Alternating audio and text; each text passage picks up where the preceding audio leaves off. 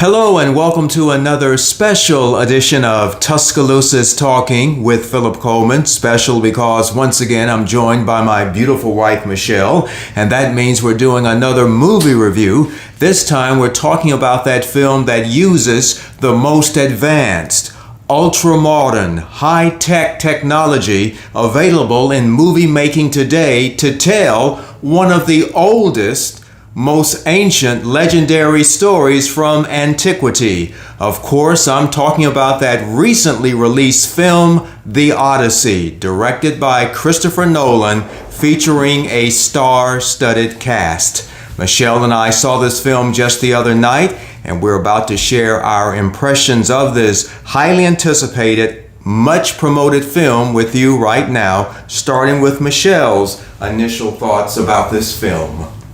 I thought it was a great movie. I enjoyed it a great deal. I love the story, and I love the star-studded cast.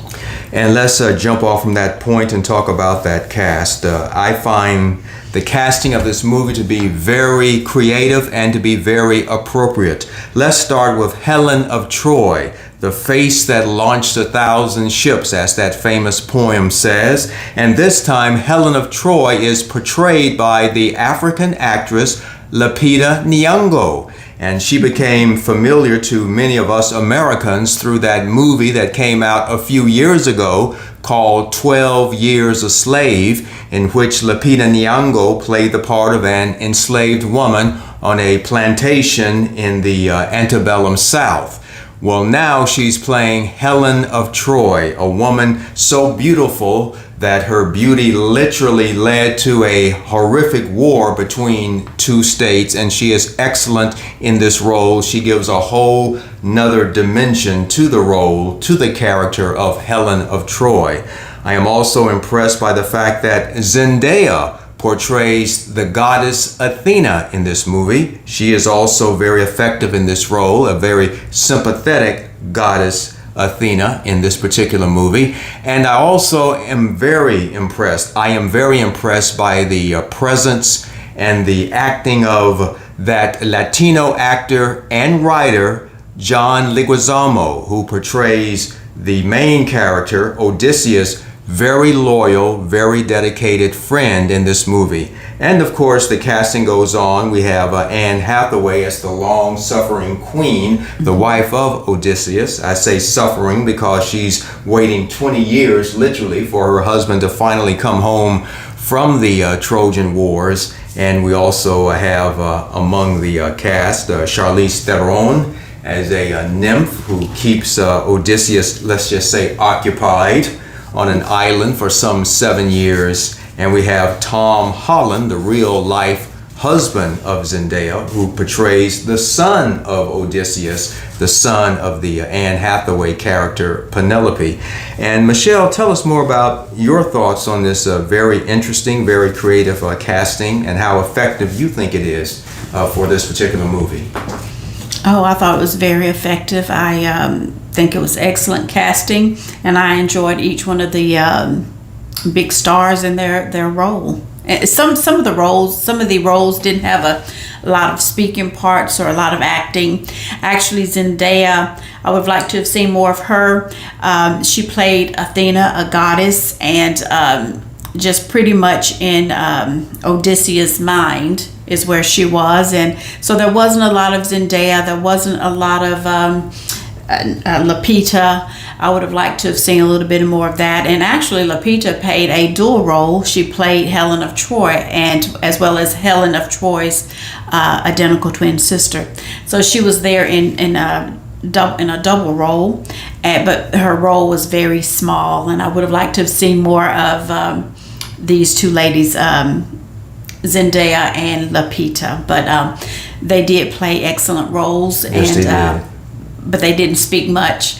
And also Anne Hathaway, I thought she was great in her role, and she had enough space and enough lines to display her acting chops, and she did a great job. And so Charlize Theron, did I say it right? Yes, absolutely. Charlize Theron, she did great as usual. I don't think she had a whole lot of lines as well, but but she did her part beautifully. And but I think everyone did a great job, especially the main character, Matt Damon as Odysseus. Yes, yes. I just I would not have thought of him for the role, but he was cast in it, and it turned out to be spot on, excellent casting. Yes, he was the right choice for this particular Odysseus.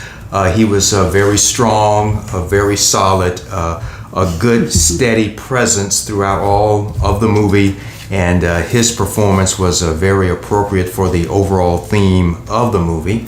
Something else that impresses me about the movie is that despite the fantastical subject matter, and we are all familiar with the subject matter, this is that classic, many centuries old Iliad, I should say. I'm an idiot for saying that. The Iliad and the Odyssey, written by the great Greek poet and writer Homer many centuries ago. This is the source material, the Iliad and the Odyssey. So I think many of us are already familiar with the story.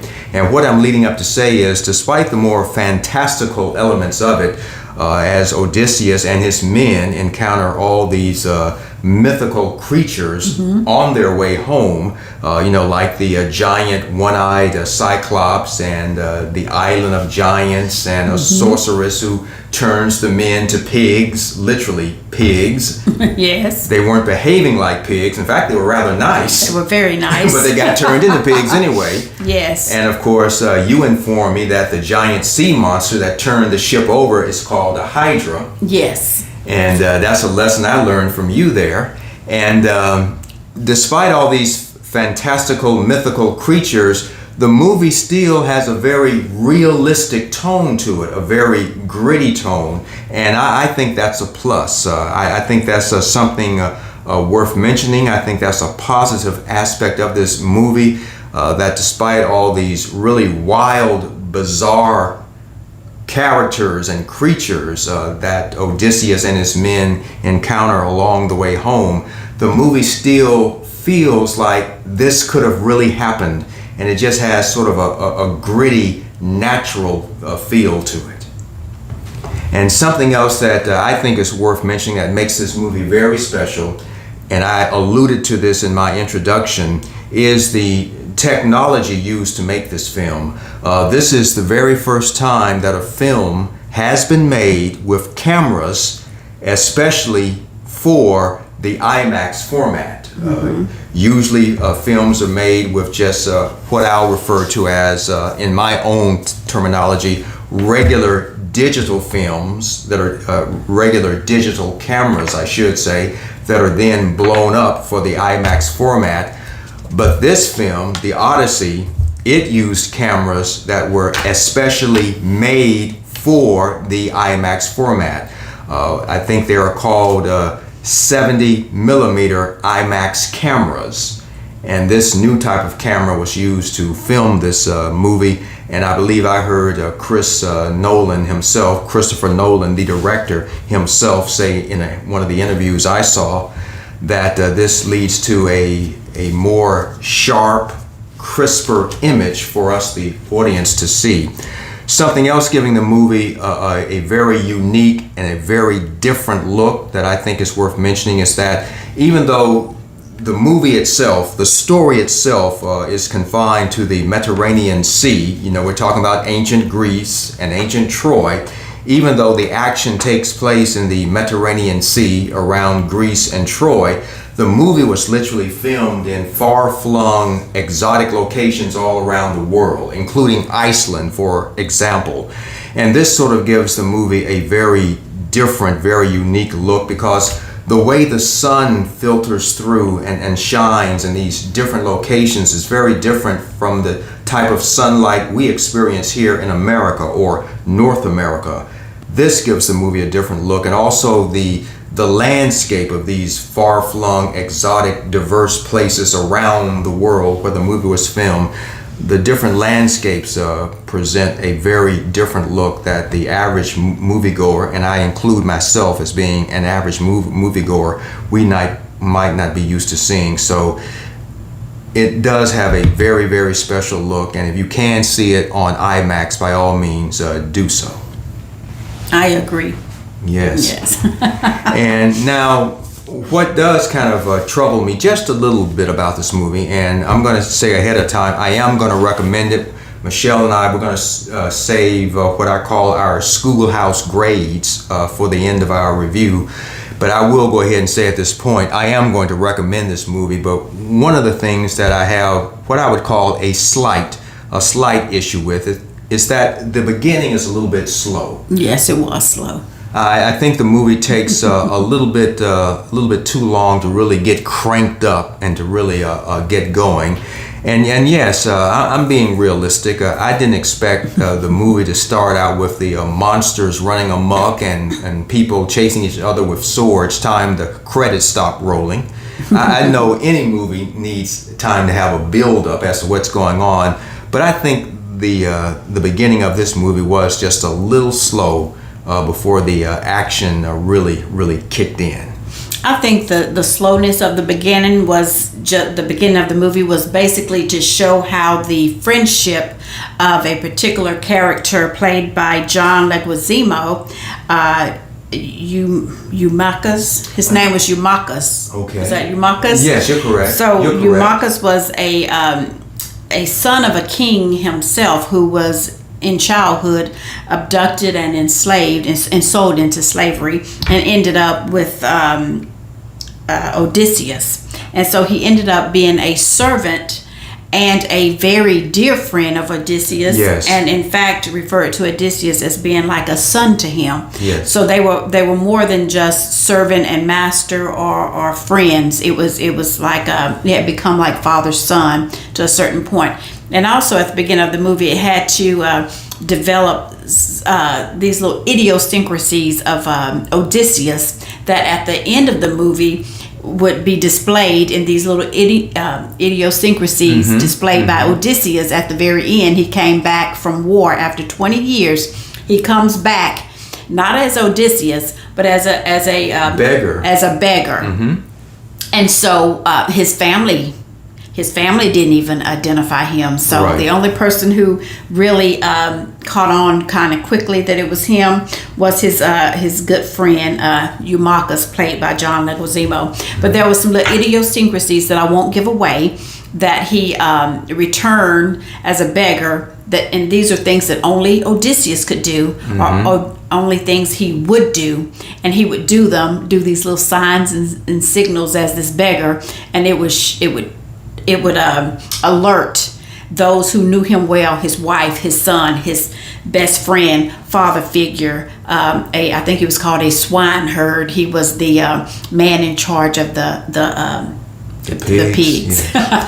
John Leguizamo. Yeah, what a job! Yeah, what a job. So only they could identify these little idiosyncrasies to know that it was Odysseus. So in the beginning, it was slow, but you had to have that to develop, to get the audience to say, okay, when the end comes, the audience too would be able to recognize these idiosyncrasies, to know this beggar is really Odysseus in disguise coming back to reclaim the throne. That's a very good point. But also, in the beginning, he got hurt, and his wound in the beginning of the movie, and you don't know why they're letting him get hurt, and why the handmaid servant is the wife is standing over the handmaid servant saying, sew his wound back in such a way. Well, at the end of the movie, he comes back, and the way the wound was sewn, and the reason that at the beginning of the movie they spent so much time on that, and it seemed to move very slow, and it did, but at the end of the movie, it all comes back full circle, and the audience can recognize things about Odysseus that only his closest inner circle would know. And it was his wife, father figure, son, and this very loyal handmaid who in fact sewed up his wound. So in the beginning, you'll see that move slow, and in the end it makes full circle, and the audience, you as the audience, will be able to identify Odysseus in disguise. That's a very good point. Even though these details may seem monotonous and trivial, as the movie slowly cranks up, you make a very good point that in the end of the movie, when Odysseus, and we're not giving anything away. No, we don't want to give it away. But when Odysseus does finally, after 20 years, talk about running late, finally returns home and comes home, as my wife correctly says, comes home as a beggar in disguise, so well disguised that even his wife doesn't recognize him. He and his wife do have a conversation while he's still disguised as a beggar, and she still doesn't catch on that it's him. And there's a very tender scene between him and his adult son, and his now 20-something-year-old son, as I said earlier, that's never met the father because the father went off to fight the Trojan Wars while the son was literally still an infant. There's a very emotional scene where the two men are talking to each other, and the son doesn't know he's actually speaking with his father, but of course the father knows that this is his son, now a young man in his early 20s. A very, very touching scene and well worth waiting for, and very well acted on the part of everyone. But the movie does have a very good payoff at the end. As those of you familiar with the story, Odysseus does come back, and to use a slang term, he does clean house. Yes. There's this group of men called the suitors. Yes. That have sort of just made themselves at home in the palace, assuming that Odysseus, the king, since he's been away for 20 years, they assume he's been dead. They've just made themselves at home in the palace. They've been sniffing around his wife, the queen, hoping that she'll finally, in their minds, come to her senses, admit that he's probably dead, and choose one of them to be her new husband. So they're just hanging out there, being not as respectful, I'll put it that way, as they should be to either the queen or to her now grown son. But when Odysseus comes back as that beggar, literally asking to be given just a bowl of food, just give me a bowl of food, and they think he's just this humble beggar, literally in rags. And then at the very last minute, he reveals who he is in a very, let's just say, dynamic way. Yes. And I'll say it again, he cleans house. He cleaned house. Yes, he does. Well, it's time for us to go ahead and get ready to close the door to our house and give our grades. I do highly recommend the Odyssey. I do highly recommend it. Like I said, I had a little trouble with that very slow wind up, that very slow beginning. But my wife makes a good point that it all makes sense in the end. We, the audience, in that slow build up, that slow beginning, we are given some very important clues to what's going to happen at the very end when Odysseus finally comes home after 20 years and reveals himself finally and reclaims his throne in a, let's just say, a very bold way. So the beginning does make sense, but I found it just a little bit slow, and because of that, and because I would have liked to have seen the entire movie just to have a bit more of a fast pace to it, I'm going to give it a B+. I stress again, I highly recommend it. You will enjoy it, but I will give the Odyssey a very strong B+. Well, I will give it a B+ as well. It was a very good movie. I enjoyed it a great deal. I love on Odysseus' pilgrimage. He went off to war. The war lasted 10 years. After the war, he was traveling back home. That travel back home also took about 10 years. So he was gone a total of 20 years. So after the war, on the way back home, he went through so many mythical type things. The ship went by the island of sirens, and he had to keep his crew from jumping overboard, which is they're known when a siren sings, they jump overboard and try to swim to the siren and possibly drown or die. And so he had all of his crewmen to plug their ears with wax to Yes. avoid the song of the sirens. So they made it past the Siren Island. And there's one, he listened to the sirens, but to prevent himself from jumping overboard, trying to swim to them, he did have his men to fasten him to the mast of the ship. Yes, so he was fastened so he couldn't jump. But he heard the song, and later on someone asked him, "What did you hear?" Because he was crying and he was trying to break free to jump overboard. They said, "Well, what made you cry? What did they say? What did the song say?" And so he did tell a crewman what the song said, which I don't want to spoil it for you, but I did like the fact that he was the only one that didn't have wax in his ears, didn't place wax in his ears, so that he could hear the song. See, he really was intrigued. What would make crewmen, every time a crew would go by, what would make all these men just jump overboard? But that's explained in the Odyssey. Also, he went to an island where there was one huge cyclops. I don't know if there were others, but in the movie it depicted one who was a sheep herder and lived in a very large cage. And turns out this cyclops was the son of Poseidon, the god of the sea.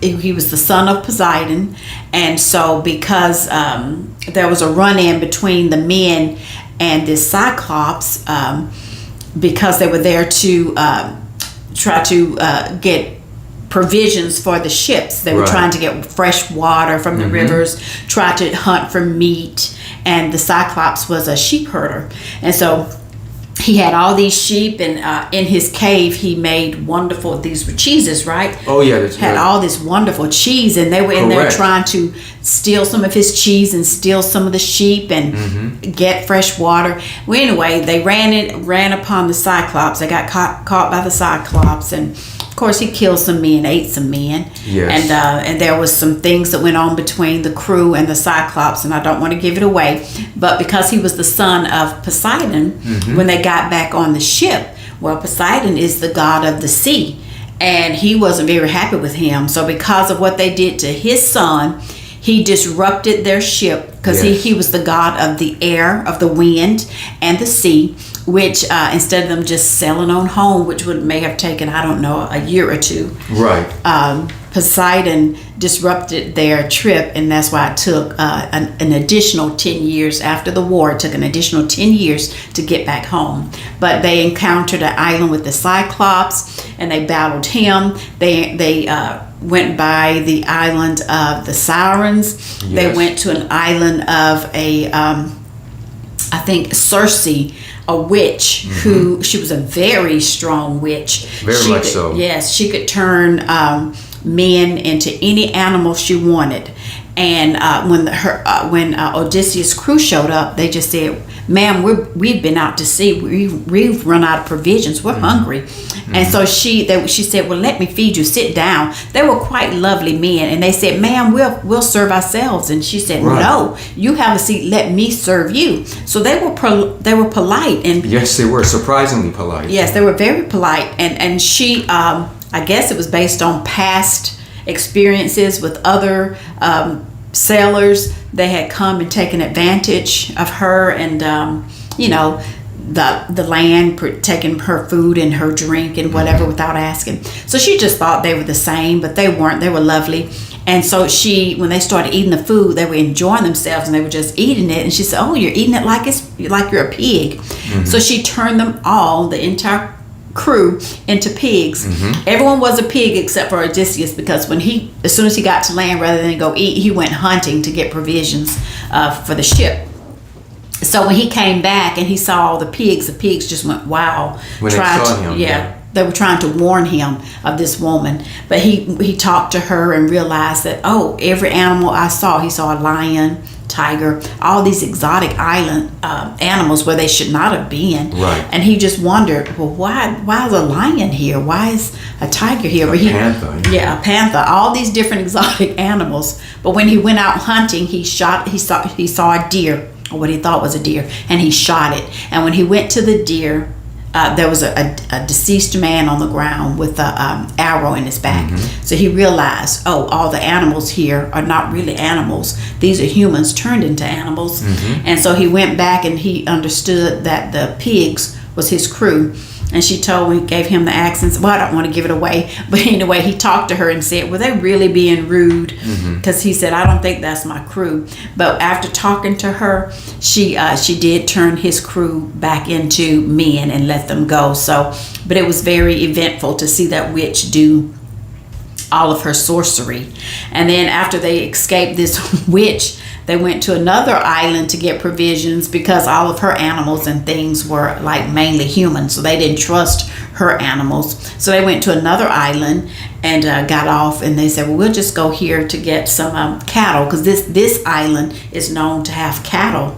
And then someone said, "Well, you can hunt here, but you can't have the cattle or the cows because this island is known for somebody owns all the cattle here. You just can't have them. You have to hunt the other animals." Right. So when they went out to hunt the other animals,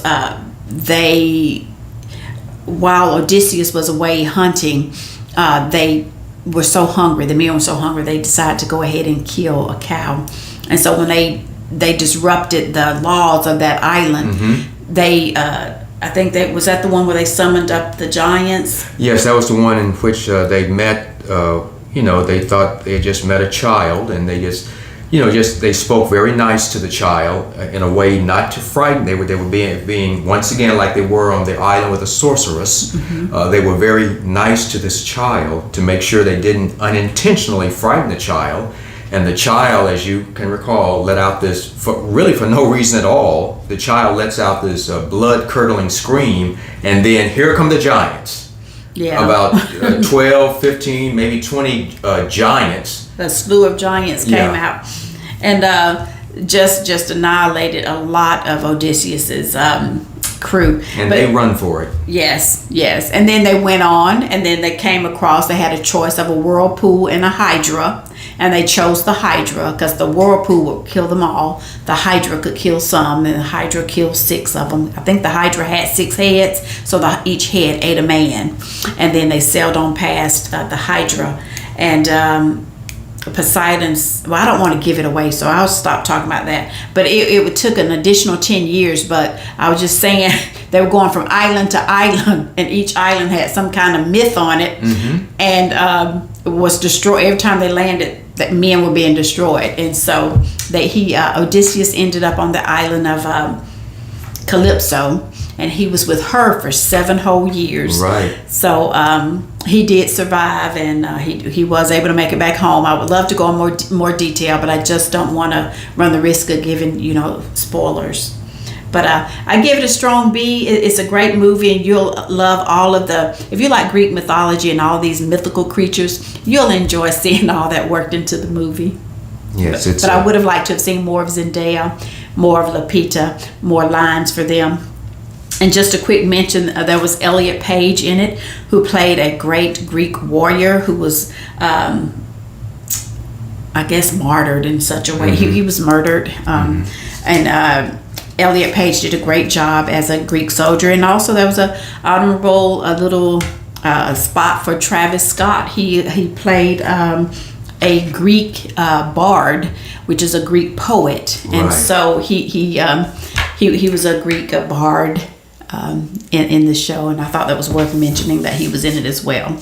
And for those of you that are fans of the Twilight movies, the teenage vampires, Robert Pattinson is in this movie, also the Odyssey, who played the main vampire in the Twilight movies. Robert Pattinson is one of the main suitors that sort of camps out and makes himself a little too at home in Odysseus' palace while Odysseus is away. So Robert Pattinson, who I think came to everyone's attention as the teenage vampire in the Twilight movies a few years ago, he's also in this movie too. Of course, not a vampire. That's not one of the mythical creatures in this movie, no vampires.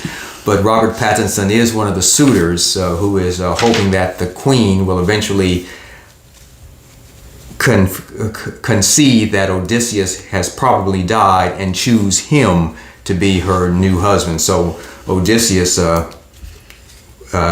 we do see Robert Pattinson in this movie as well as one of the suitors in the film. That's just another bit of clever casting in this movie that for those of you who are into the Twilight films, you might want to know that Robert Pattinson is very much in this movie too. Yes. Well, yeah, we're going to let that do it. So we just wanted to let you know whether or not the Odyssey will float your boat. I threw that in since so much of the action takes place on a boat. Yes. And so we think it will float your boat and well worth you spending the almost 3 hours. I think it has a running time of 2 hours and 52 minutes. I think I heard someone say that the movie is actually 2 hours and 52 minutes, but it is well worth your time. And it didn't seem like 3 hours to me at all. It went by very quickly. It's so visually interesting to look at, and you know, so much is going on with the mythology, and not to go on into a whole nother direction, but they even find a way to work in the story of Troy when there's a scene in which Odysseus is trying to remember what has happened to him. He does have a bit of amnesia on his way home, and he's trying to remember what's happened to him. So there's a flashback scene in which they even show the famous Trojan horse. Mm-hmm. That's in the movie as well. So there's so much going on that it doesn't feel like it's almost 3 hours long. So to keep this review from feeling like it's 3 hours long, we're going to conclude now, and we thank you for watching. As always, we ask you to please like, share, and subscribe. And we will certainly see you next time.